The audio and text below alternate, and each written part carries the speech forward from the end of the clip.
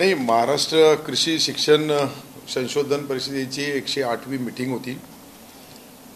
महाराष्ट्रामधले चारही जे आमचे विद्यापीठ आहे त्याचे कुलगुरू आणि आमच्या कमिटीचे मेंबर, दोन्ही सचिव, ह्या सर्वांची राज्यामधली एकंदरीत परिस्थिती बघितली तर त्यांच्या जे काही त्यांच्या युनिव्हर्सिटी आहे त्यांच्या काही अडीअडचणी आहेत त्या जाणून घ्यायच्या। नवीन बांधकाम काय करता येईल त्याच्याबद्दल त्यांच्या काही मागण्या होत्या, त्याची मंजुरी द्यायची होती। आणि विशेषतः आपण पाहिलं का आमचे जे सरकारचे 42 महाविद्यालय, कृषी महाविद्यालय आणि 151 प्रायव्हेट महाविद्यालय, या दोघांच्या वतीने दर्जेदार शिक्षण मिळावं, सर्व जे नियम आहे, सर्व जे धोरण आहे, शासनाचे जे काही आपण परवानगी देताना निकष ठरवल्या जातं त्याची अंमलबजावणी होते किंवा नाही याचाही तंतोतंत माहिती कुलगुरूंनी आपल्या एक कमिटीच्या माध्यमातून घ्यावी। शेवटी कृषी कॉलेज असतील किंवा कृषी विद्यापीठं असतील याच्या पाठीमागची पार्श्वभूमी एकच आहे की त्यांनी विद्यापीठाच्या माध्यमातून 7 वर्षाला, 10 वर्षाला किंवा 5 वर्षाला असे नवीन नवीन वाहनं जे उपलब्ध करून देतात। नवीन वाहनं म्हणजे नवीन जे बी बियाण्याची क्वालिटी ती आपण काय विकसित केली, कोणती केली, कमी दिवसाचा पीक तयार करताना त्याचं उत्पन्न किती होईल, शेतकऱ्यांना त्याचे फायदे काय आहेत, ह्या सर्व गोष्टी त्यांना आदेश देण्यात आलेले आहे। आणि 15 दिवसाच्या आत त्यांच्या पाईपलाईनमध्ये जे जे शेवटच्या टप्प्याला अंतिम संशोधन करून जी काही नवीन बी बियाण्याची व्हरायटी आणायची आहे त्याच्याबद्दल पुरी माहिती आपल्या चारही विद्यापीठ जे आमचे कृषी विद्यापीठ आहे त्यांच्याकडून घेण्यात आली। आता त्याची माहिती झाल्यानंतर मग मुख्यमंत्री महोदय, उपमुख्यमंत्री महोदयाकडे याची सर्व माहिती दिली जाईल।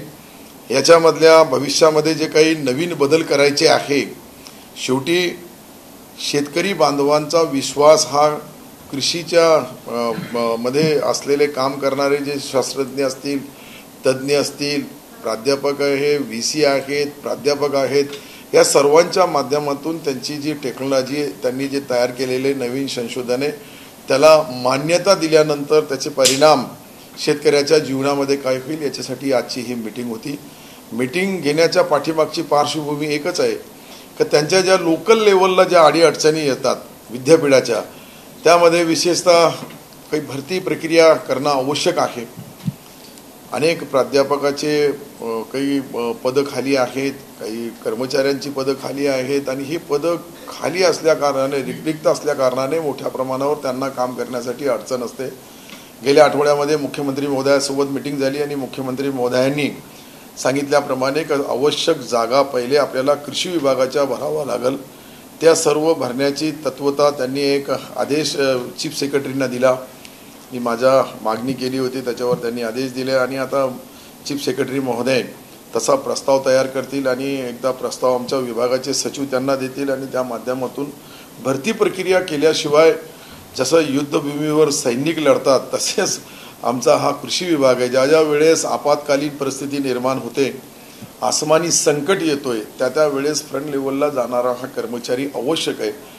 याच्यासाठी आम्ही सर्व आज आढावा घेतला आणि त्या आढावाच्या माध्यमातून मी प्रत्येक वेळेस काहीतरी नवीन नवीन व्हायरल येतोय, नवीन नवीन रोग येतात आणि त्याच्यामुळे शेतकरी अडचणीमध्ये, जसं गोगलगाय, आपल्याला पहिले गोगलगाय नावाचा हा रोग माहीत नव्हता, परंतु मध्यंतरी मी लातूरला गेलो, लातूरला गेल्यानंतर त्या ठिकाणचे 2 आणि उस्मानाबादमधले 2 तालुके, 4 तालुक्यामध्ये त्याचा प्रादुर्भाव मला दिसला।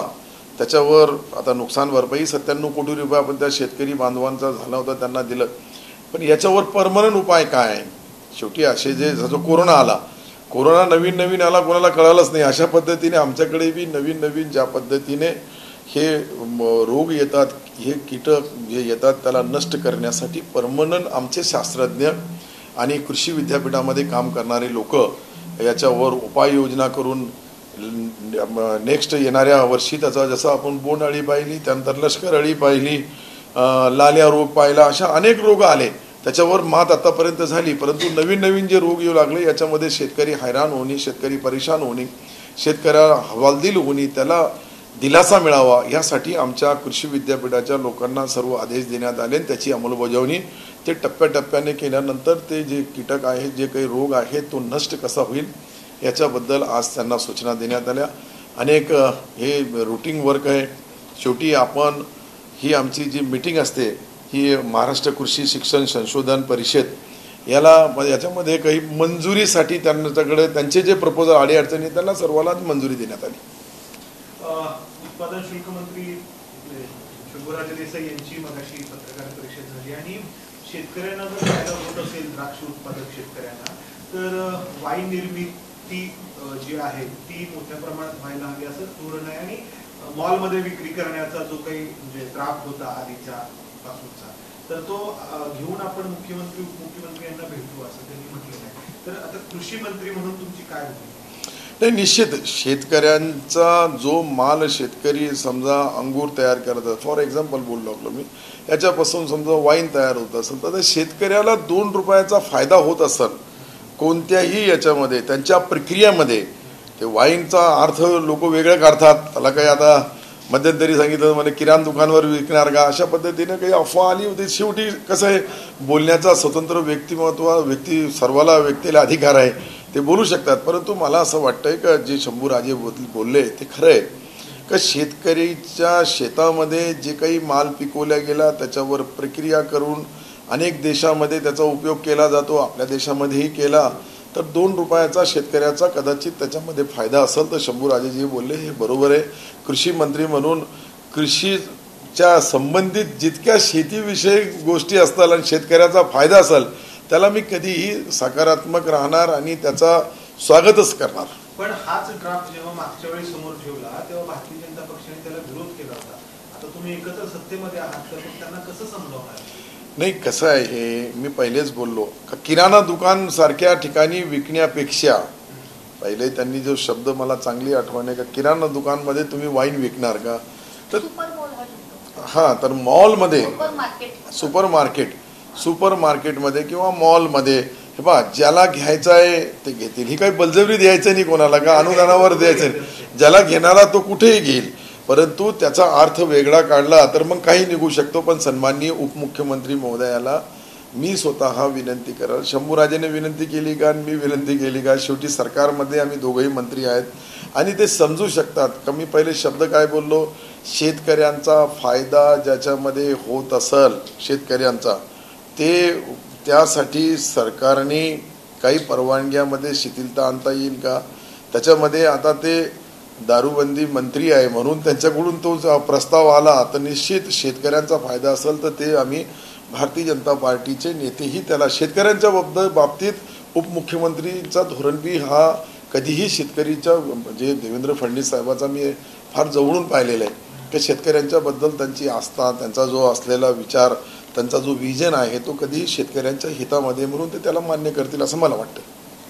तुम्ही म्हटलात की आता हे जे शिक्षण आहे कृषी शिक्षण ते अगदी शालेय स्तरापासून द्यायचं, तर मग शालेय शिक्षण विभाग जो आहे आपले शालेय शिक्षण मंत्री आहेत आपले सहकारी, तर त्या खात्यासोबत त्या खात्याच्या अधिकाऱ्यांसोबत काही चर्चा झाली, त्याचा ढाचा कसा असतो? निश्चित मी आजही आमचे सचिवांना तशा सूचना दिलेल्या आहे का मला तर असं वाटतंय का पहिले गाव लेवलवर एक कमिटी बनवावी, कृषी सहाय्यक किंवा त्यांचा जो खाली एक शिक्षक असतो, प्रत्येक गावाला शाळा आहे तिथे ग्रामसभा घ्यावी आणि शेतकऱ्यांच्या भावना याच्याशी काय आहे त्याही जुळून घ्याव्या. शेवटी शेतकरी असेल किंवा त्यांचा मुलगा शाळेमध्ये जात असेल त्याला हे शिक्षणाच्या बाबतीत आपण जोपर्यंत त्याची संमती घेणार नाही, त्याची संमती घेणं यासाठी आवश्यक आहे कारण अनेक शेतकऱ्याकडेही अनेक पालकाकडेही चांगल्या सूचना असतात, त्यांच्याही सूचना जाणून घ्यायच्या आणि त्याला ग्रामस्थ लेवलवर मंजुरी घेऊन मग शालेय शिक्षण मंत्री सोबत माझी चर्चा झाली औपचारिक, त्यांना मी बोललो, त्यांनी म्हणे चांगलं आहे आपण बरोबर याचा विचार करू आणि घ्यायला पाहिजे. सन्माननीय मुख्यमंत्री महोदयाला मी बोललो, मुख्यमंत्री महोदय बी मला बोलले की ठीक आहे चांगलं आहे. शेवटी कसं आहे की शेतकऱ्याचा मुलगा कलेक्टर व्हावा, कमिशनर व्हावा, मोठा IAS ऑफिसर व्हावा, IPS व्हावा किंवा क्लास 1 अधिकारी व्हावा किंवा काहीतरी नोकरी लागावं हा त्याचा पहिला हक्क आहे, त्याला मिळालाच पाहिजे. पण काही नाही झाला तर कमीत कमी घरावर 12वी पर्यंत शिकलेला असेल किंवा ग्रॅज्युएटपर्यंत शिकलेला असेल चांगला शेतकरी तर होऊ शकतो. काही शेतकऱ्यांची मुलं शेतकरी व्हावं हा माझा उद्देश नाही. हात जोडून तुम्हाला एक विनंती करू लागलो मी. माझा स्पष्ट हे आहे कोणालाही शिक्षण शेतीचं मिळालं नुकसान काही नाही. नाही, आता कसं आहे, पहिला कन्सेप्ट आमचा असा आहे की जिल्हा परिषदच्या शाळामध्ये आता आमच्या गावामध्ये जमिनी आहे, काही सकस आहाराच्या जमिनी आहे, काही गायरान जमिनी आहे, गावाला शाळेला खेटून गावाला खेटून काही ठिकाणी गावठाण आहे, त्याच्यामधून काही त्यांना जमीन देता येईल का? आमचा कृषी सहाय्यक त्यांना अर्धा तास तरी शिकू शकतो का? कारण की शिक्षकाच्या ज्ञानापेक्षा कृषी सहाय्यकाचा ज्ञान मोठं असतं त्याच्यामध्ये. आणि ह्या विषयासाठी त्याची कनेक्टिव्हिटी आठवड्यातून 1-2दा त्यांनी बी शिकवायला जायला पाहिजे. आणि शिक्षकाला एक ट्रेनिंगचा विषय एकदा झाला, त्यांची ट्रेनिंग आमचे कृषीचे अधिकारी त्याला ट्रेनिंग देतील आणि त्यांची एकदा कार्यशाळा घेतली का त्यांचा शिक्षणाचा पाठ चालू करायचा आहे तर शिक्षण विभागाच्या परवानगीशिवाय होऊ शकत नाही. आणि औपचारिक ज्यावेळेस चर्चा झाली त्यावेळेस मला संमती शिक्षण मंत्री महोदयाने दाखवली. मुख्यमंत्री महोदयांसोबत चर्चा केली तर म्हणे हे चांगलं आहे का शेतकऱ्याच्या मुलाला शेती करण्याचा ज्ञान त्याला 5वी पासून का मिळावं? 5वी 10 वर्षाचा 5 वर्षाच्या मुलाला ॲडमिशन देतो पहिलीमध्ये आणि 5 वर्ष 10 वर्षामध्ये बऱ्यापैकी त्या मुलाला समजतं किंवा त्याला शेती अवजारं असतील, शेतीचं कोळपणं असेल, निघणं असेल, खुरपणं असेल, सरी काढणं असेल, वखरणं असेल किंवा सोंगणी असतील किंवा नवीन टेक्नॉलॉजीच्या आपण पाहिलं आता ठिबक आहे, स्प्रिंकलर आहे, वॉटर गन आहे. पूर्वी तर दाण्याने पाणी देण्याचे दिवस गेले, आता ठिबक पद्धतीने याचाही त्याला त्या ठिकाणी ज्ञान मिळावं आणि ते प्रत्यक्ष त्या शेतीवर मिळावं. म्हणून आम्ही त्या जमिनी नाही मिळाल्या तर आपण काही डोनाईट करता येईल का जमीन शाळेला? 1-2 एकर गावामधून घेतली काहीतरी त्याला हे प्लॅन करताना अनेक गोष्टीची चर्चा करून त्याला शेवटचा अंतिम रूप देण्यात येईल. आणि मला वाटतं का तो त्याचे वडील जे बिचारे शेती करून घाम गाळतात, रक्त जाळतात आणि शेती करतात, त्यांची क्वालिटी जुन्या क्वालिटीची शेती करण्याची पद्धत आहे, हा नवीन क्वालिटीची पद्धत जाईल आणि आई वडिलांना थोडी मदत होऊ शकते आणि चांगला शेतकरी बी होऊ शकतो. शेवटी आपला देश शेतीप्रधान आहे, राज्य आपला शेतीप्रधान आहे आणि शिक्षणाचा विषय हे कदाचित दिला तर मला वाटतं की याला अंतिम रूप सन्माननीय मुख्यमंत्री उपमुख्यमंत्री महोदय देतील. आम्ही दोघंही मंत्री त्याच्याशी सहमत झालो का मग त्याला आमचा डिपार्टमेंट काय मदत करेल. शेवटी कृषी विभागाचाही रोल त्याच्यामध्ये असायला पाहिजे. मग त्यांना साहित्य देणं, त्यांना बाकीची मदत करणं, त्यामधून त्याला जी काही ट्रेनिंग द्यायची आहे ते ट्रेनिंग सेंटरमध्ये आमच्या ट्रेनिंग सेंटरमध्ये आमच्या कृषी विभागाचे लोक त्यांना ट्रेनिंग देतील त्या शेतकरी त्या शिक्षक बांधवाला. मग तो त्या पद्धतीची त्यांना शिक्षण देईल. असे आमचा आजचा जो नियोजनमध्ये अजून काही तज्ज्ञ आम्ही या कमिटीमध्ये दिलेले आहेत, शिक्षण विभागाचे काही तज्ज्ञ आणि कृषी विभागाचे, हे एक आराखडा तयार करतील. दोन्ही सचिव महोदय दोन्ही मंत्री आम्ही आमच्या पद्धतीने हे करू आणि सन्माननीय मुख्यमंत्री उपमुख्यमंत्री महोदयाकडे जाऊ अशी माझी कल्पना आहे. एका बाजूला आपण शालेय स्तरापासून कृषी शिक्षण द्यायचं म्हणतो आणि दुसऱ्या बाजूला राज्यातले एक ज्येष्ठ नेते जे कृषी विषयाशी गेले अनेक वर्ष संबंधित आहेत शरद पवार, ते म्हणतात की शेतीवरचा भाग आपल्याला कमी केला पाहिजे, घरातल्या सगळ्यांनीच शेती करायला नको, किंबहुना आपण शेतीचं जे क्षेत्र कमी कमी होत चाललंय त्या दृष्टिकोनातून आता आपण विचार करायला पाहिजे. मग आपण पुन्हा थोडा वेगळा विचार, हा विरोधाभासी विचार आहे, कारण 5वी पासून तुम्ही शेतीचं शिक्षण देऊन मुलांना पुन्हा शेतीतच घालणार का, हा एक भाग. आणि दुसरा भाग शरद पवार म्हणतात की शेतीवरचा बोजा कमी करा. नाही, मला असं वाटतंय शरद पवार साहेब मोठे नेते आहेत, त्यांच्याबद्दल माझ्यासारख्या एक सामान्य कार्यकर्त्यांनी काय बोलावं ते उचित होणार नाही. परंतु मी तुम्हाला एक जरूर बोलतो की याच्याकडून नुकसान काय होणार आहे. शेवटी मी बोललो होतो कलेक्टर व्हावा, कमिशनर व्हावा, चांगला अधिकारी व्हावा, उद्योगपती व्हावा, व्यापारी व्हावा, हे तर त्याचा रिझर्व आहेच, तो होणारच आहे. परंतु काही नाही झालं तर शेती कोणाला तरी करावं लागेल. शेती असं आहे की त्याच्या वडिलोपार्जित ती त्यांची जागीर आहे. मी तुम्हाला सांगतो शेतकऱ्याची, शेतकऱ्याला शेती करण्यापासून कोणीही वंचित करू शकत नाही. त्याला प्रोत्साहन द्यावं लागेल, त्याला मदत करावं लागेल आणि मदत करण्यासाठी हे वाया जाणारं शिक्षण नाही आहे. माझ्या माहितीप्रमाणे आपण जे 5 वर्ष त्याला 1ली ते 10वी 5वी ते 10वीपर्यंत किंवा 12वीपर्यंत दिलं ते वाया जाणारं शिक्षण नाही आहे. याचा फायदाच होईल. त्याला नाही होईल तर शेतकऱ्यांची मुलांची संख्या आपण पाहिलं 1.5 कोटी शेतकरी आहे आपल्याकडं, 1.5 कोटी शेतकऱ्यांची संख्या आहे. त्यामधले सर्वच काही शेतीच करणार असं नाही ना. एखादा भाऊ व्यापारी बनतो, एखादा भाऊ कर्मचारी बनतो, एखादा कारखानदारीमध्ये घुसतोय, एखादा नोकरीला लागतोय. बिचारायचे वेगवेगळे, सर्वाला काही नोकरी लागणार आहे हे मी अपेक्षित, सर्व काही बिझनेसमॅन बनणार आहे, सर्व काही उद्योग करणार आहे असंही नाही. सर्वाला कारखान्यामध्ये काही कारखाने असे असतात का त्यांना शेतीविषयी बी माहिती असते, त्याचाही फायदा मिळू शकतो. माझा पहिले उद्देश स्पष्ट आहे का फक्त शेतकऱ्याचा मुलगा शेतकरी बनू नये. पहिले तो चांगल्या पोस्टवर जायचा, चांगला उद्योगपती बनायला, चांगला व्यापारी बनायला पाहिजे, चांगला नोकरी लागायला पाहिजे, पण काही नाही झालं. चांगला शेतकरी, चांगला मंत्री बी व्हायला पाहिजे. नाही, बरोबर ना, खरं साहेब. शेवटी हे पहा, आता मुख्यमंत्री महोदय बोलले मी शेतकऱ्याचा मुलगा आहे, मी मुख्यमंत्री झालो. तो काही लोकांच्या पोटामध्ये पोटसूर उठलेलं आहे. त्यांना वाटतं का सोन्याच्या चमच्याने दूध पिणाराच मुख्यमंत्री व्हावा. साध्या शब्दामध्ये मुख्यमंत्री महोदय बोलले, त्याचा समाचारही घेतला त्यांनी, मी पाहिला 2-3 सभेमध्ये.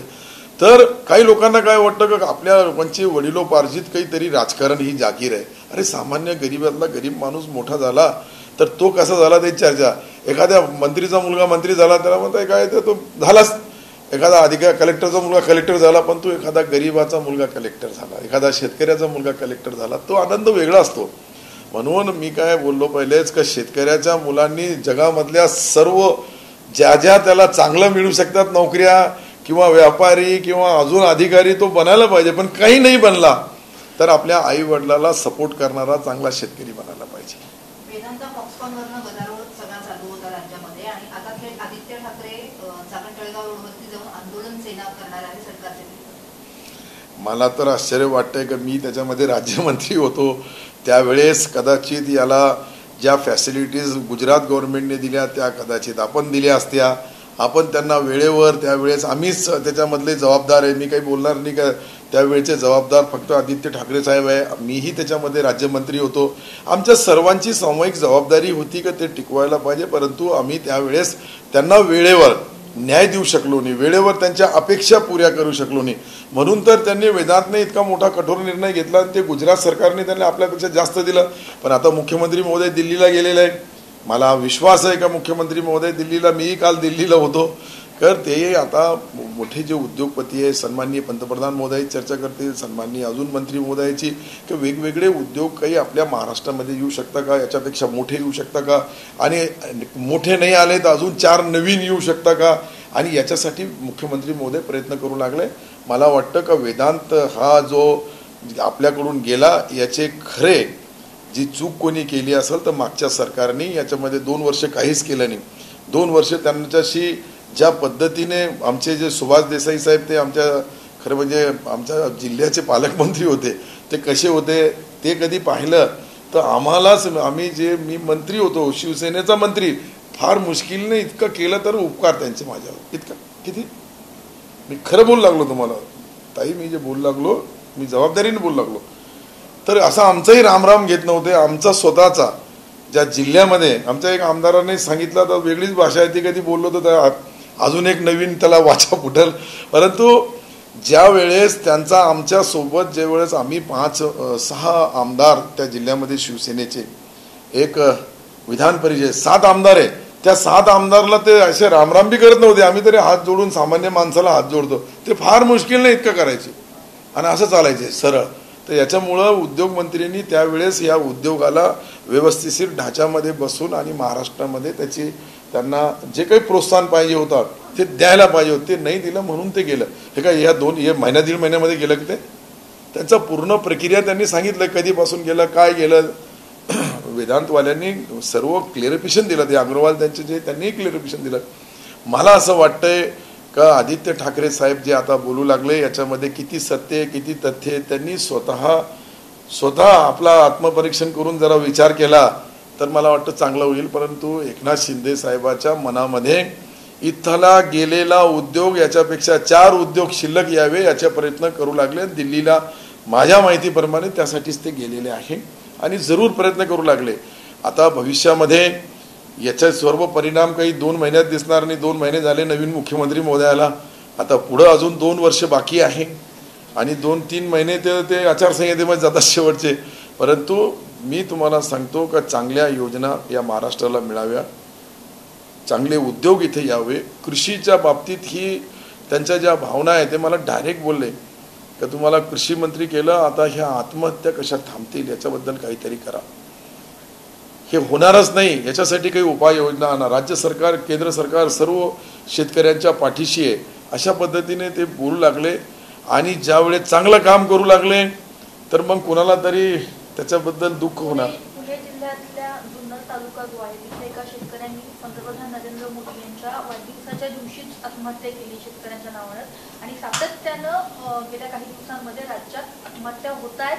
कृषी विभाग काय करतो यासाठी तुम्ही एक लक्षात घ्या, आम्ही जे निर्णय घेतला का कलेक्टर असतील, कमिशनर असतील, मी स्वतः मंत्री असेल, त्यांनी एक दिवस बळीराजा सोबत का त्याच्या अडचणी काय ते समजून घेऊ लागलो.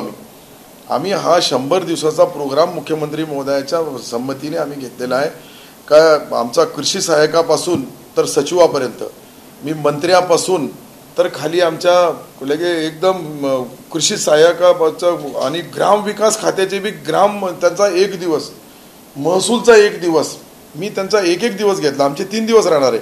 पण जोपर्यंत आम्ही त्या शेतकरी बांधवाला निराशाची कारणं विचारणार नाही, मी तर स्वतः मेलघाटमध्ये 1 दिवस मुक्काम केला आणि त्या गावामध्ये, छोट्याशा गावामध्ये त्यांच्या भावना जाणून घेतल्या. आता याला पुढच्या भविष्यामध्ये याच्यामध्ये आत्महत्या होणारच नाही यासाठी उपाययोजना करावा. बगर उपाययोजनेचा होणार नाही म्हणून तर आम्ही 1 दिवस बळीराजासोबत हा कार्यक्रम आखू लागलो आणि हजारो गावापर्यंत, शेवटी 9-10 हजार गावापर्यंत आमचे लोक जातील, त्यांचा अभिप्राय घेतील, याच्यावर एक कमिटी बसेल आणि 100 दिवसामध्ये ती कमिटी त्याचा रिपोर्ट देईल की शेतकरी आत्महत्या करण्यासाठी ह्या शेतकऱ्यांच्या अपेक्षा आहे. ह्या त्यांचा हे जो बिचारा सकाळी 6-5 वाजेपासून उठतोय, त्याचा दिनचर्या सुरू होतोय संध्याकाळी 7 वाजेपर्यंत, काय काय अडचणी येतात, त्याला लोन मिळतो किंवा नाही, त्याला बाजारभाव आहे किंवा नाही, त्याला काही ठिकाणी जे बियाणे त्याची उगमशक्ती किती असते, त्याला खतं कसे मिळतात, त्याला औषध फवारणी कशी मिळते, या सर्व गोष्टीवर छोट्या छोट्या गोष्टी त्याला ग्रामसभेच्या माध्यमातून त्या गावामध्ये त्या लोकांशी चर्चा करून मग उपाययोजना केल्या जाईल. मी काय असं बोलणार नाही का याच्यामध्ये मोठं परिवर्तन होईल, परंतु त्याच्या नाराजीच्या ज्या किंवा त्याच्या निराशाचे जे कारण आहे, हे कारण शोधून याच्यावर सन्माननीय एकनाथरावजी शिंदे साहेब आणि देवेंद्रजी फडणवीस साहेब हे उपाय काढतील आणि दिल्लीमध्येही याच्याबद्दल चिंतन, मी आता कालच आमचे आपले नितीन गडकरी साहेब यांच्यासोबत आम्ही मीटिंग केली. त्यांनी ड्रायपोर्ट आमच्याकडे जालन्याला आणलेला आहे आणि जालन्यावरून आमच्याकडचा जो विदर्भामधला संत्रावाला शेतकरी आहे, मोसंबीवाला शेतकरी आमच्या औरंगाबादमध्ये आहे, आंब्याचे आहे, काही फळ फ्रूट भाजीपाला हे ड्रायपोर्टच्या माध्यमातून डायरेक्ट म्हणजे आपल्याकडून गेला का तो मुंबईच्या पोर्टवर जाईल, तिथून बांगलादेशला जाऊन ज्या ठिकाणी यांची मागणी आहे त्या शेतकऱ्याच्या मालाची, त्या ठिकाणी जाण्यासाठी त्यांनी आम्हाला जे बोलले, जे काही मीटिंग, काल 2 तास मीटिंग घेतली गडकरी साहेबांनी. वैष्णव म्हणून एक मंत्रीजी आहे तेही होते, त्यांच्याकडे पोर्टचा खाता आहे देशाचा. हे सर्व जोडून शेतकऱ्यांना मदत कशी करता येईल, शेतकऱ्यांच्या भविष्यामध्ये समजा आता ऊसच्या बाबतीत आपण पाहिलं तर लेबरचा प्रॉब्लेम, मग तो कसा सॉल्व करता येईल, त्या शेतकऱ्याच्या शेतामध्ये जे काही त्याला सोंगणीपासून तर घरापर्यंत माल आणण्यापर्यंत जो खर्च येतो, निंदणीपासून जो खर्च येतो, हा कदाचित मी भुमरे साहेबाला बोललो का भुमरे साहेब आपण एखादा 100 दिवसाची रोजगार गॅरंटी याच्यामध्ये याला कन्वर्ट केलं तर त्याचा खर्च कमी होईल, खर्च कमी होईल तो उत्पन्न वाढेल तर बाकीच्या सन्माननीय मुख्यमंत्री महोदय तुम्हाला हे बोलले का आपल्याला शेतकऱ्यांच्या जे काही आत्महत्याग्रस्त शेतकरी आहे त्यांच्या परिवाराचा मुलीचं लग्नही सरकार करेल. तर परवाच ते अशा ज्या निराशाजनक ज्या गोष्टी त्याला पुन्हा त्याला आपल्या बाकीच्या प्रवाहामध्ये कसा आणता येईल आत्महत्याग्रस्त शेतकऱ्याच्या परिवाराला, त्याच्यासाठी उपाययोजना करा. तर शेवटी तुम्ही हा महत्त्वाचा प्रश्न आहे का याच्याबद्दल गांभीर्याने विचार करायला पाहिजे का आत्महत्या का करतोय. कारण अनेक आहे, परंतु शेती हा त्याच्यामधला प्रमुख कारण आहे. शेती काल मुख्यमंत्र्यांची जी मेळावा माजी मुख्यमंत्र्यांचा मेळावा मुंबईमध्ये झाला आणि सत्ता परिवर्तनानंतर सत्ता संघर्ष आणखीनच खूप शिगेला पोहोचलाय की काय असं चित्र, कारण आरोप प्रत्यारोप त्यात विशेष करून आता आम्ही पुढच्या गद्दारांना अपमान टाकतो अशी भाषा त्यांनी हे वापरली. शिवतीर्थावरच्या मेळाव्यावरून देखील ते प्रकरण कोर्टात गेलेलं आहे. तर या सगळ्याला तुम्ही कशा पद्धतीने बाप पळवणारी टोळी असंही ते म्हणाले. आता कसं आहे, मला असं वाटतंय की गांधीजी आज आपल्यामध्ये नाही आहे, पण गांधीजीच्या नातूने सांगितलं का माझ्या बापाचं नाव हे सर्व घेऊ लागले, ते पळू लागले. एखादा राष्ट्रीय पुरुष, एकदा राज्याचा पुरुष, महापुरुष ज्या वेळेस होतो त्याचे तत्व घेऊन कोणी चालत असेल तर त्याला अशा पद्धतीने, मला तर वाटतं त्यांच्यावर, मला माझे ते नेते होते 2.5 वर्ष, मी काही फार जुना शिवसैनिक नव्हतो, 2.5 वर्ष शिवसेनेमध्ये होतो, 2 वर्ष कोरोनामध्ये गेला, मी काही फार जवळून त्यांना बघितलेलं नाही आहे, परंतु मी जे बघितलेलं आहे त्यामध्ये एकनाथ शिंदे साहेबांनी स्वर्गीय बाळासाहेबांसोबत काम केलं, आनंद दिघे साहेबांसोबत काम केलं, आणि ते जे आज त्यांनी जे केलं हे चुकीचं तुम्हाला तरी सोयीस्कर वाटतं का ज्यावेळेस आम्ही लोकसभेच्या निवडणुका झाल्या एकत्रित लढलो, विधानसभेच्या निवडणुका होत्या एकत्रित लढलो, दोघांचे फोटो छापले ना का, नरेंद्र मोदी साहेबांचा फोटो छापला नाही, त्याचाही फोटो छापला, स्वर्गीय बाळासाहेबांचाही छापला, यांचाही छापला, देवेंद्रजींचाही छापला, आणि त्यानंतर आम्ही निवडून आलो.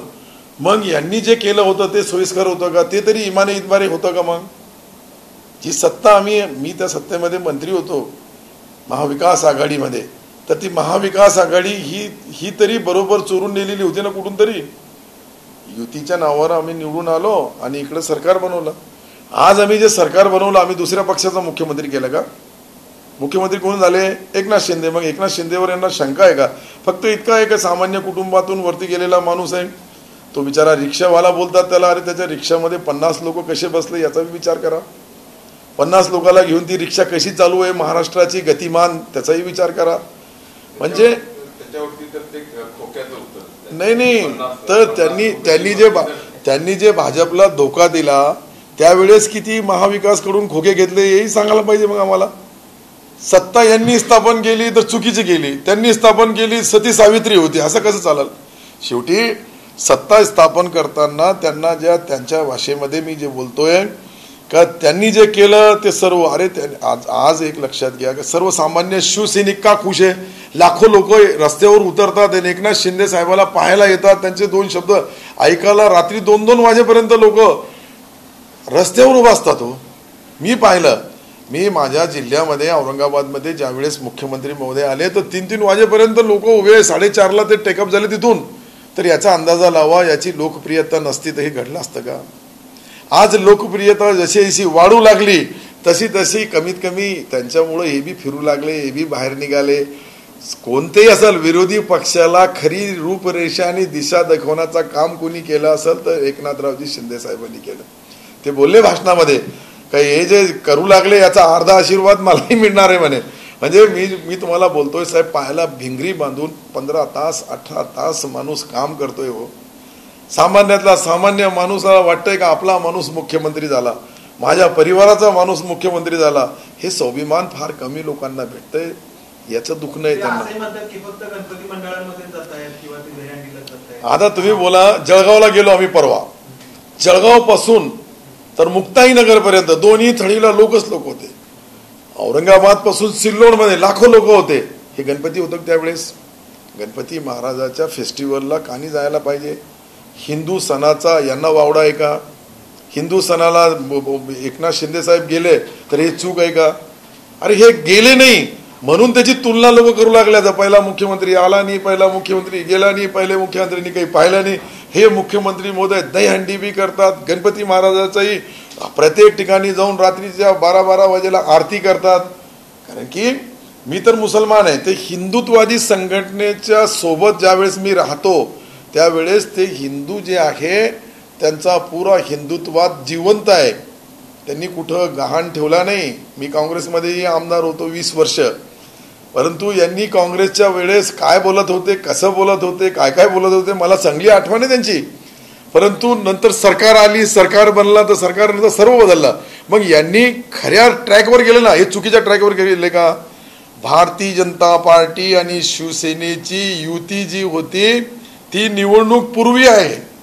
निवडून आल्यानंतर एकनाथ शिंदे साहेब दुसऱ्या मार्गाने नाही गेले. एकनाथ शिंदे साहेबांनी इमाने इतबारे, मी तुम्हाला सांगतोय 8 दिवस अगोदर गेले असते तर संजय राऊत खासदार झाले नसते. त्या दिवशी ज्या दिवशी गेले त्या दिवशी मतदान केलं नसतं तर 2 शिवसेनेचे आमदार झाले नसते. 50 लोक आहे त्यांच्यावर त्यांची इमानदारी पहा. का यांनी दिलेले, उद्धवजीने दिलेले दोन्ही उमेदवार निवडून आले, उद्धवजीने दिलेला खासदार निवडून आणला, पण पक्षाच्या विरोधी त्यांना कसं बोलता येईल? एक यांनी पाडला, कोणी पाडला त्यांना माहित आहे.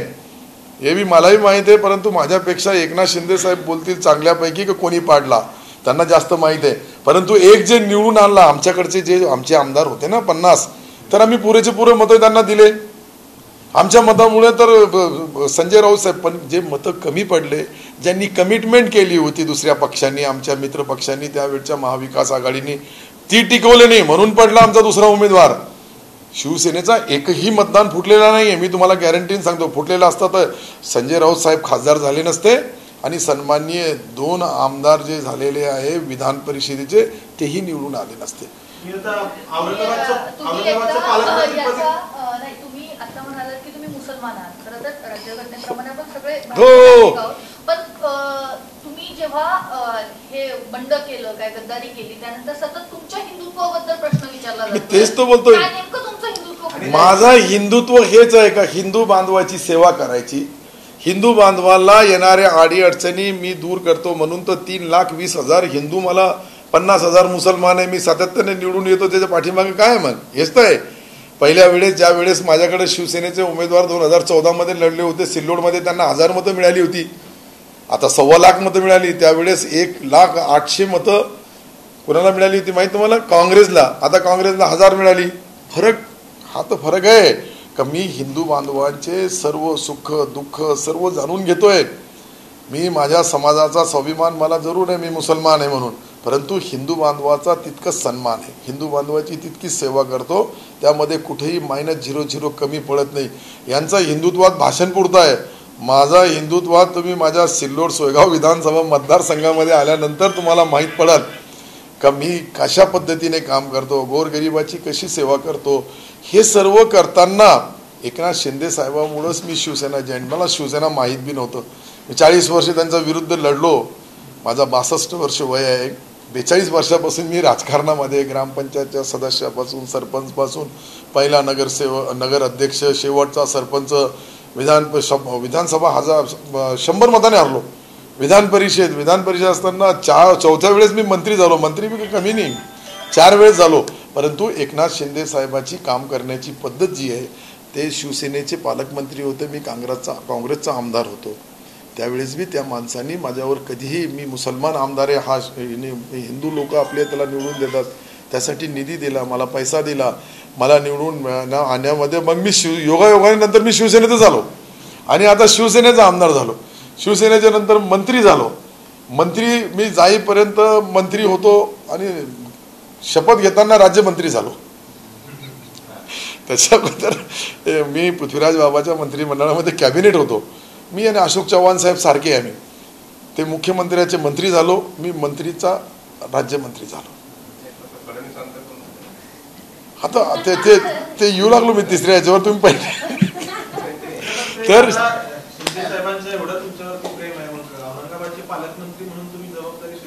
नाही, मी त्यांना सांगितलं की मला महाराष्ट्रामधली कोणत्याही जिल्ह्याची जबाबदारी दिली तर मी स्वीकारणार. मी कोणतीही, खरं म्हणजे मी आताही नाही, स्वतःचा जिल्हा आमचे संदीपान भोमरे साहेबाचा बी आहे. कसं आहे, आपल्या भावालाही, आपल्या मित्रालाही, त्यांनाही मिळाला पाहिजे. आपली काही इच्छा नसते की आपल्यालाच मिळाला, बिलकुल नाही. शेवटी मी जे बोलू लागलो, तुम्ही लागलं तर मुख्यमंत्री महोदयाला विचारा की मी त्यांना कोणता खाता द्या हेही कधी बोललो नाही, कोणता पालकमंत्री द्या हेही कधी बोललो नाही. परंतु एक बोललो होतो का साहेब माझा प्रमोशन करण्याच्या ऐवजी आणि मला राज्यमंत्री केलं साहेब, हे चुकीचं आहे. मी राज्यमंत्री म्हणून मला राहायची इच्छा नाही. त्यावेळेस बी तुम्हाला विचार, तुम्ही ब्रेकिंग न्यूज पाहिली असं सर्व चॅनलवर त्यावेळेस बी आली ते मी राजीनामा दिला, खरं होतं. मग त्यांनी सांगितलं का तर योग असा आला का हे मध्यस्थिती करणारे होते, हेच झाले मुख्यमंत्री. तर आता प्रमोशन झाला, कृषी मंत्री सारखा एक सेवा करण्याची संधी मिळाली. आणि शेतकरी बांधवांचे माझे रिलेशन फार जुने आहे.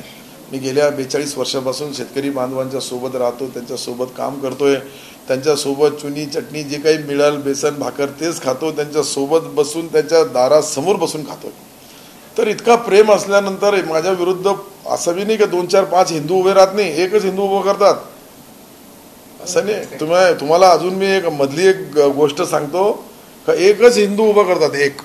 आणि मग इतका सुंबी हिंदू बांधव या जे बहिणीने बोलले का हिंदुत्वात, तर माझा हिंदुत्वात असं आहे का पुऱ्या हिंदूंची सेवा करावी, त्यांचे सण असतील, त्यांच्या अडीअडचणी असतील, खारीचा वाटा का होत नाही मदत करावी.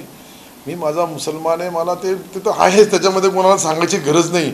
परंतु जे जातीच्या नावावर धर्माच्या नावावर मला कुठेतरी माझ्या खांद्यावर बंदूक लावून तुम्हाला कसं काय हिंदुत्वाचा इतका पोट का आला, मला कोणतरी 2-3 लोकांनी विचारलं.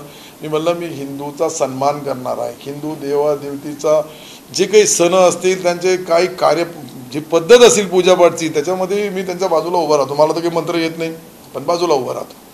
आताच्या सरकारने तुमच्या मुस्लिम समाजाचं सर्वेक्षण करण्याचा निर्णय घेतलाय, तर त्याबद्दल तुम्हाला काही माहिती आहे का? कारण एक 2013 मध्ये झालं होतं आणि आता जवळपास 9 वर्षानंतर ते असं सर्वेक्षण होत आहे. आणि त्याचा उद्देश काय आहे, याच्यातून काय साध्य होईल? मुस्लिम समाजाची स्थिती कसं आहे, मुस्लिम समाजाचा पहिला सर्वे झाला होता सच्चर कमिटीच्या माध्यमातून. सच्चर जे हे सुप्रीम कोर्टाचे जज होते यांच्या माध्यमातून सर्वे झाला आणि त्यांनी पूर्ण मुस्लिम समाजाची एकंदरीत पूर्ण म्हणजे घरापासून तर कामापासून तर नोकरीपासून तर शिक्षणापासून तर व्यवहारापासून तर रोजा मजुरी करण्यापर्यंत सर्व सर्वे केला. ते रेकॉर्डवर आणलं. हे रेकॉर्डवर आणल्यानंतर त्याचे परिणाम समाजामध्ये चर्चा सुरू झाली का आपलाही कोणतरी बघणार आहे. शेवटी प्रत्येक समाजामध्ये गरिबी आहे. ते मुस्लिम असो का हिंदू असो का मराठा तेली माळी कोळी धनगर किंवा सुतार लवार मण्यार इतक्या जाती बिचाऱ्या छोट्या मोठ्या मिळून का सर्व जाती धर्माच्या लोकांचा सर्वे व्हायला पाहिजे. त्याच्यामधला आर्थिकदृष्ट्या दुर्बल घटक जो असलेला समाज आहे त्यालाही न्याय द्यायला पाहिजे, ही तर सर्वांची इच्छा आहे.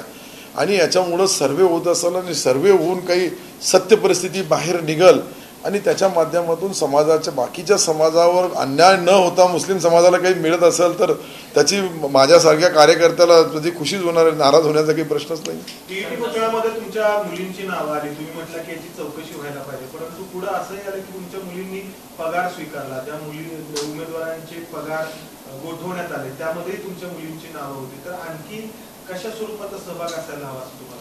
नाही, मी तर स्पष्ट त्याच्यामध्ये चौकशी करण्याचा आदेश घेतला आहे. पहिले एक लक्षात घ्या की चीफ सेक्रेटरीकडे मुख्यमंत्री महोदयाकडून चीफ सेक्रेटरीने तो चौकशी करावी. माझ्या कोणत्याही मुलीने टीईटी घोटाळ्याशी संबंध असला तर त्यावेळेस मी सांगितलं क्लिअरिफिकेशन द्यायला पाहिजे. नंबर 1.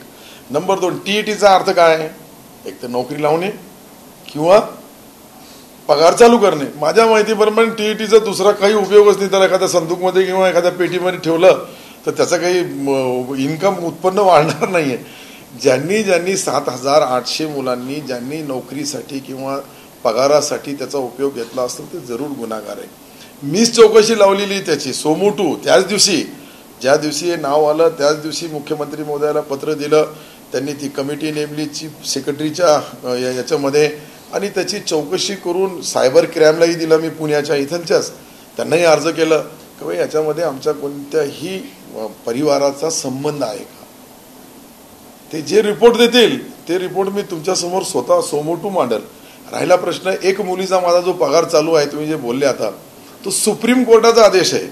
सुप्रीम कोर्टामध्ये एक रीट आहे, एक पिटिशन अजून अंतिम झाला नाही तोपर्यंत त्यांचे बाकीचा माझा 2 मुलीचा प्रश्नच नाही आहे.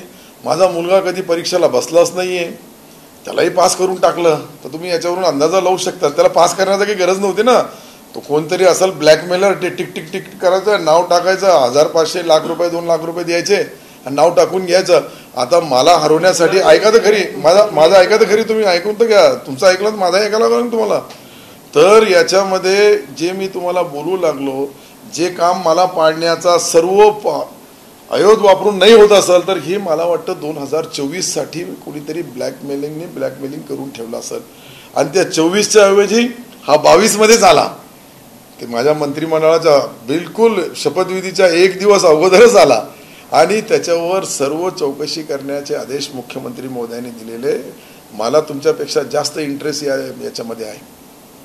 मी सोमोटू चौकशी लावलेली आहे ना आणि मुख्यमंत्र्यांनी आदेश दिलेले आहेत. थोड्या दिवस तर थांबा, एकदा त्याचा रिपोर्ट येऊ द्या. एकदा रिपोर्ट आला का मग मी तुमच्या समोर तो रिपोर्टच मांडल. Chief secretary education secretary police या सर्व यंत्रणा आणि ते लपवल्या जात नाही. एक लक्षात घ्या, एखादा सर्टिफिकेट घेतला तर BO पासून शिक्षण अधिकाऱ्यापासून डिप्टी डायरेक्टर पासून डायरेक्टर पासून तर शिक्षण संचालकापर्यंत आयुक्तापर्यंत सर्वकडे त्याचा रेकॉर्ड असतो. मागच्या सरकारमध्ये हा घोटाळा उघडकीस आलेला आहे. महाविकास आघाडीचे सरकार असताना त्यामध्ये देखील तुम्ही मंत्री होतात, बरोबर. देखील तुम्ही मंत्री आहात, तर मग हे कोणी केलं? तुम्ही म्हणता की कोणीतरी रचलं. अरे हाव तर ते आता थांबा चौकशी तर उद्या तेच अरे कमाल मी कोणी रचलं? तुम्हाला असे कोण आहेत की जे तुम्हाला आज मी तेच तर बोलू लागलो तुम्हाला का याचा एकदा चौकशी होऊ द्या. चौकशी झाल्यानंतर एखादी चौकशी चालू असेल त्याच्यामध्ये आपण काहीतरी बोलावं हे उचित होत नाही. मीच चौकशी लावली, एकदा चौकशी तर होऊ द्या. एकदा चौकशी झाली का येईल समोर. आता बघा, आजचा शिक्षण विभाग जो आहे तो म्हणजे आपल्या केसरकर साहेबांकडे आहे. त्याच्या आधी मला वाटतं वर्षा गायकवाड होत्या.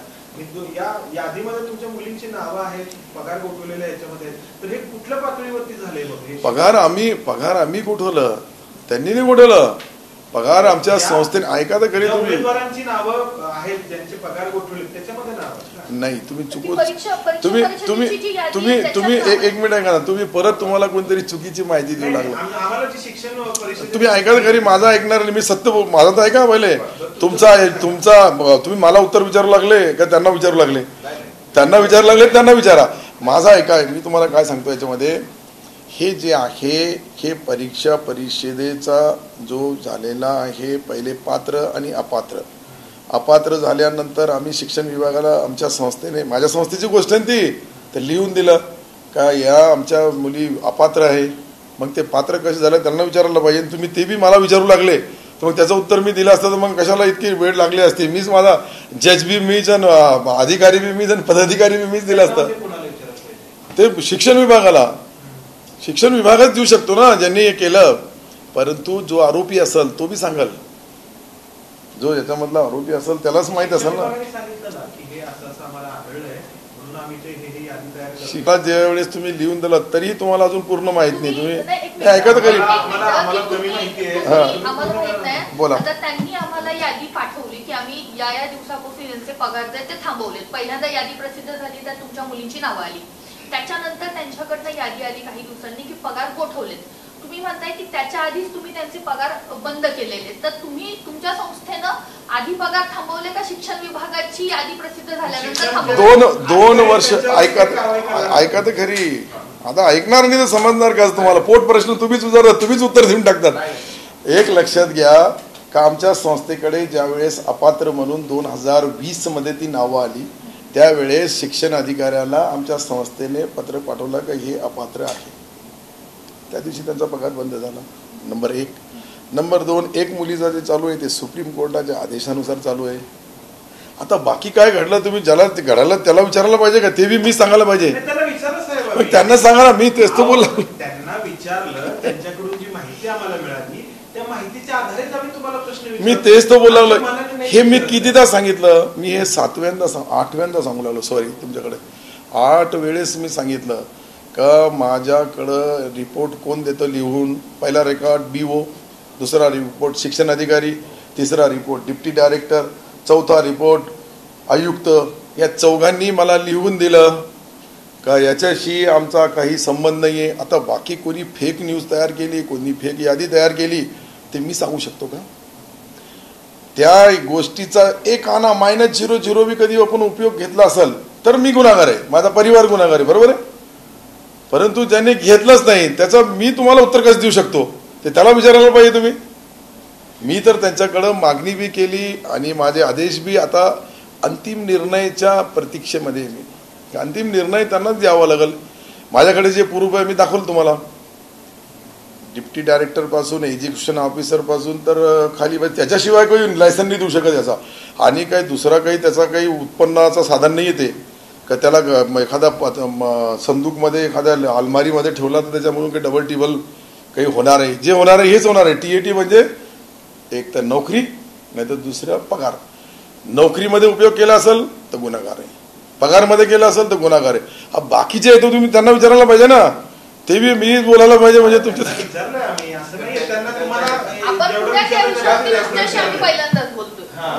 हा, पुण्यामध्ये मी दुसऱ्यांदा बोलू लागलो तुमच्याशी. नाही ऐका ना.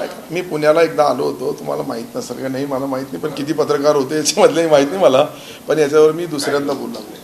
आपल्याला तुम्ही होते का नाही होते मला माहित नाही, पण मी इथे बोललो होतो. हा, तर मी पुण्याला आलो त्यावेळेस बी मी बोललो. आणि पुण्यामध्ये हे जे आहे हे मी स्वतः सोमोटू चौकशी लावली आणि मी चौकशी लावली तर त्याचं उत्तर तर चौकशीचा येईपर्यंत मलाही वाट बघावं लागेल आणि त्यांनीच ते सिद्ध करायला पाहिजे ना. तुमची मुलगी पास झाली असती, तुम्ही समजा फॉर एक्झाम्पल, चला आता तुमच्यावरच घेतो मी, तर ती TET तुमची मुलगी पास झाल्यानंतर त्या सर्टिफिकेटचा 19 ते 22 पर्यंत काय उपयोग आहे? अरे बोला ना दादा. अरे आता बोलतच नाही, कमाल झाली यार. अरे मला बी व्यक्ती स्वतंत्र आहे ना का, मला काहीच नाहीये. तुम्ही आमच्या प्रश्नाची उत्तरं द्या. ऐका ना, तुम्ही जे आहे ना प्रश्न रेफरन्स म्हणून हा तुम्ही जे हे सांगताय ना, तर तुमच्यावरती कुणी आरोप केलाय ना, तर तो शिक्षण विभागाने केलेला आहे. अरे नाही केला त्यांनी. तुम्ही परत तुम्हाला चुकीची माहिती शिक्षण विभागाने दिली असेल. मी शिक्षण विभागाला बोललो. बरं ऐका तर खरी. विभागाने चुकीची माहिती दिली आहे, मग शिक्षण विभागावरती काय कारवाई करायची? तर कारवाई तर मी दिली ना, त्यांच्या विरुद्ध मी कारवाई करण्याचंच दिलं का तुम्ही हे चुकीची. तर ते म्हणले आम्ही दिलेली नाही, ही यादी आमच्याकडे जी तयार झालेली आहे ती यादी झालेली तयार सोमोटू तशी गेली असं त्यांनी बोलले मला. म्हणून तर मी तुम्हाला बोलू लागलो. पण आता ह्या सगळ्या पत्रकारांना नाही, सगळ्याच मीडियाला त्याच शिक्षण विभागाने यादी दिली आहे ज्याच्यामध्ये तुमच्या मुलींची नाव आहेत. त्याच्यामध्ये ती पास आहे का, त्यांची सर्टिफाईड आहे ती यादी? ती यादी हो. अरे ती फेक यादी आहे. अरे तीच फेक यादी आहे. तुम्ही खूप मोठा आरोप करताय की शिक्षण हो. विभाग राज्य परिषदेची हो आताही करू लागलो बरोबर आहे. अपात्र ठरवण्याची यादी ती फेक आहे. अपात्रची नाही, पात्रची. ती जी दुसरी यादी आली त्याच्यामध्ये आमचे दुसरे आमदार आहेत, 2 आमचे आमदार आहे, मला वाटतं बोरणारे साहेबाच्या 2 मुलीचं नाव आलं. ते म्हणले माझ्या मुली कधी बसल्याच नाही परीक्षेला. तर हे राजकारणामध्ये ज्या लोकांचे पगार गोठवले याची यादी जी शिक्षण विभागाने प्रसिद्ध केली आहे त्या तुमच्या मुलींची नावं आहेत, ती फेक आहे असा तुमचा दावा आहे. मी 101% सांगू लागलो. तेच तर बोलू लागलो मी. तुम्ही समजूच लागले नाही का माझ्या मुलींची जे पगार आहे ते यांच्या येण्याच्या अगोदरच 2020 मध्ये बंद झाले. तुम्ही समजूच लागले. तेच तर बोलू लागलो मी. हा प्रश्न. अरे 1 मिनिट ऐका ना. हो तुम्ही तर असं बोलायला की मी तुमचा दुश्मन आहे काहीतरी. तुम्ही ऐका. मी हसता बोलू लागलो तुम्हाला. नाही पहिलं ऐका तर खरी मी काय बोलू लागलो. हे 2 प्रश्न साधे सिंपल. तुम्हाला कळतं का नाही कळतं, मला जे कळतं मी फार हुशार माणूस नाही याच्यामध्ये, जितकं कळतं तितकं बोलू लागलो. काय आहे त्याच्यामध्ये का हे 2 कामासाठी नोकरीला, एक तर नोकरीच्या कामासाठी, दुसरं बस 2 शिवाय येत नाही. या दोन्हीकडं कोणत्याही शिक्षण विभागाने -0.0% एक त्यांना विचारा का यांनी कुठे उपयोग केलेला याचा. मग कोणी एखाद्याने करून केला असेल आणि डुप्लिकेट ठेवला असेल तर त्याची जबाबदारी माझी आहे का? याच्यामुळं चालू केलं त्यावेळेस कधी याचा सर्टिफिकेटचा उपयोग झाला तर जरूर गुन्हेगार आहे. तुम्ही तुमचा अँगलच वेगळा आहे. तर तुम्हाला उत्तर तुम्हाला ईश्वराला भगवानच याचं उत्तर देऊ शकतो, दुसरा देऊ शकत नाही. आता पूर्ण व्यवस्थित समजलं. आता फक्त ज्यांनी ही यादी बनवली शिक्षण विभागाने, अरे बाबा ही यादीची कारवाई ते मुख्यमंत्री महोदयाला मी दिलं ना पत्र, ते करतील ना चौकशी. त्यांनी चौकशी करण्याची चौकशी चालू आहे. या चौकशीमध्ये स्वतः चीफ सेक्रेटरी चौकशी करू लागले. कोण? चीफ सेक्रेटरी महोदय चौकशी करू लागले. आणि चीफ सेक्रेटरीला मी माझा पत्र दिलं. माझ्या पत्रावर मुख्यमंत्र्यांनी लिहिलं तात्काळ चौकशी करून अहवाल सादर करा. आता त्यांची जी यंत्रणा आहे ती सर्व सायबर क्राईम पासून तर तिथपर्यंत पूर्ण चौकशी चालू आहे. मला वाटतं अधिवेशनाच्या मध्ये दिला एक आणि एक पहिले दिला, 2 दिले. वेळ काही त्यासाठी ठरले का एवढ्या 3 महिने? अरे आता मी तेच तर बोलू लागलो. महिना 15 दिवस तर थांबा. 15 दिवस थांबा जरा. 15 दिवसामध्ये सर्व समोर येईल. आणि 15 दिवस मी तुम्हाला वेळ नसल तर मग मी काय बोलू लागलं ते हे समजू लागली. तुम्हाला मला असं वाटतं की तुम्हाला वैयक्तिक याच्यामध्ये ज्या पद्धतीने तुम्ही बोलला मी तेच तर बोलू लागलो. मग माझा तुम्ही ऐकायला पाहिजे. उत्तर कोणाचं ऐकायला पाहिजे तुम्ही? प्रश्नाची जी अँगल आहे ना तुमची, मला इतकं तर समजतो. 62 वर्ष वय झाला ताई माझा. 62 ऐका ना 42 वर्षापासून मी 25 वर्षापासून आमदार आहे, 4दा मंत्री झालो. इतकं नाही समजत मला. कधी इतकं मी समजलं नसतं तर मी राजकारणामध्ये इथपर्यंत. आणि हे काय माझ्यावर पहिला आरोप झालेला आहे का? ज्या वेळेस निवडणुका येतात त्या वेळेस नवीन असे प्रयोग अनेक झालेले आहे. पण अनेक प्रयोगामधून ही जी परिस्थिती आहे, मी सन्माननीय मुख्यमंत्री महोदयाला बोललो याची चौकशी करा. ती चौकशी मला वाटतं 15-20 दिवसात पुरी होईल, जास्त वेळ लागणार नाही. मला असं कळतंय की ज्या पद्धतीने त्यांनी डिप्टी डायरेक्टर एज्युकेशन ऑफिसर सर्वांना नोटीस काढल्या, सर्व नोटिसाचा ते त्यांचा आहे बा, त्यांनी काय करावं तो त्यांचा मुद्दा आहे ना. त्यांना मी असं स्पेसिफिक बोलू शकत नाही की संध्याकाळी 12 वाजेपर्यंत मला परवापर्यंत करून द्या असं तर बोलू शकत नाही. आणि मला त्यांनी प्राथमिक जे लिहून दिलं, मी सर्व मीडियावर शो केला, ते काही लपून ठेवला का माझ्या परिवारांनी त्यांनी स्पष्ट लिहून दिला का कोणीही याचा उपयोग कधी केला नाही, याची मागणी केली नाही, याच्या आधारे कोणी नोकरीला लागला नाही, याच्या आधारे कोणी पगार मागितली नाही. मग याच्याशिवाय कोणी काही केलं असेल तर त्याचंही उत्तर मीच द्यायचं. ज्यांनी केलं त्याच्याकडून आणा ना तुम्ही. तर मी हेच बोलू लागलो तुम्हाला, मी सर्वांना बोलतो हेच का माझ्याकडे काय आहे का 2 प्रूफ आहेत. एक BO, दुसरा प्रूफ एज्युकेशन ऑफिसर, तिसरा डिप्टी डायरेक्टर, चौथा डायरेक्टर आणि 5वा सेक्रेटरी. बस याच्याशिवाय काय करणार तुम्ही काय ईश्वर अल्ला भगवानकडे जाऊन तिथून नील सर्टिफिकेट आणणार?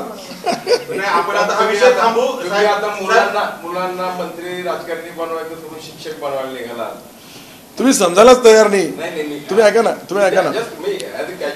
नाही तुम्ही ऐका. माझा मुलगा तो बिचारा LLBची परीक्षा दिली, त्याचं मी नाव आला. आता काय करतात ते अब्दुल सत्तार नावाचे, जे तुम्हाला माहित नाही. पहिले तर माझ्यावर आरोप होता का 27 माझे मुलं याच्यामध्ये आहे. 17 सर्वांच्या वडिलाचं नाव अब्दुल सत्तार होतं, पुरा तिकीट माझ्या नावाने पटला. मला ठीक आहे फाटू द्या, काही फरक पडत नाही. मग कोणी म्हणलं हे नागपूरचं आहे, कोणी म्हणलं हा वर्ध्याचा आहे, कोणी म्हणलं तिकडचं आहे. मग ते बायफिर्गेशन करत करत करत करत करत करत 2वर आला. आणि 2वर आला तर या 2ची पगार सरकारने बंद केली, आम्ही बंद केली. परत तुम्ही हे चुकीचं बोलू लागले, हे जे बोलू लागले ना एकदम नाही. ऐका तर खरी आता तर ऐका ना. आम्ही स्वतः बंद केली. ज्या तारखेला तो आला त्या तारखेला एज्युकेशन ऑफिसरला आमच्या संस्थेने बोलले की हे अपात्र आहे. मग काय राहिलं त्याच्यामध्ये? आता कोणती तरी पात्र 50 छापले असेल, 50 लोकांनी 50 आरोप केले असेल. हे काय 7,800 विद्यार्थी आहे, ती जबाबदारी माझी राहील का? माझी जबाबदारी किती आहे? मला जितकं कळतं तितकं, का त्याचा उपयोग माझ्या परिवाराने कुठे घेतला असेल तर आरोप, काही नोकरीला लावल्या जर सर्टिफिकेट दिलं असेल तर बी खरं, पगार चालू करायला दिला असेल सर्टिफिकेट तरी खरं. पण आम्ही काहीच केलं नाही. परस्पर कोणी धंदे करू लागलो, त्याचं उत्तर आम्ही द्यायचं आहे.